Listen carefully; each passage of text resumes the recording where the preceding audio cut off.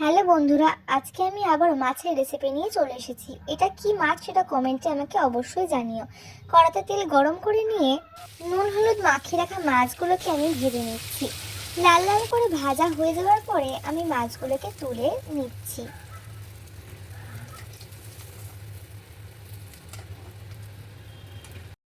মাছগুলো তুলে নেওয়ার পর সেই তেলে আমি শুকনো লঙ্কা আর জিরে ফোড়ন দিচ্ছি।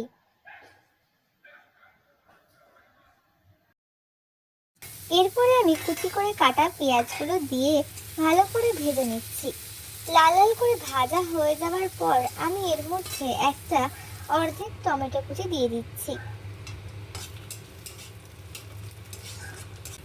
টমেটোটা গলে আসার পর আমি এর মধ্যে আদা রসুনের পেস্ট দিয়ে ভালো করে নেড়ে চেড়ে নিচ্ছি, যাতে আদা রসুনের গন্ধটা কেটে যায়। আদা রসুনের পেস্টটা ভালো করে কষিয়ে নেওয়ার পর এর মধ্যে আমি মশলা অ্যাড করছি।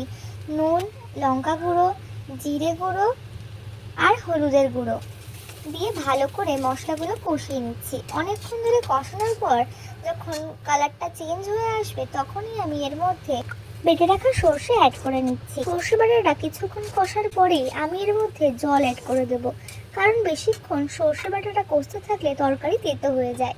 তো তাই জন্য আমরা বেশিক্ষণ একদমই কষবো না তরকারি। তো দেখো তরকারিটা ফুটে গেছে, তো এর মধ্যে আমি ধীরে ধীরে একে একে মাছগুলোকে দিয়ে দিচ্ছি। মাছগুলোকে ফুটিয়ে নেব ভালো করে আর মিক্সড করে নেব। তরকারিটা ফুটে যাওয়ার পরে আমি এটা লো ফ্লেমে 5 মিনিটের জন্য ঢাকা দিয়ে দিয়েছি। 5 মিনিট পরে ঢাকাটা খুলে দেখো তরকারিটা একদম রেডি।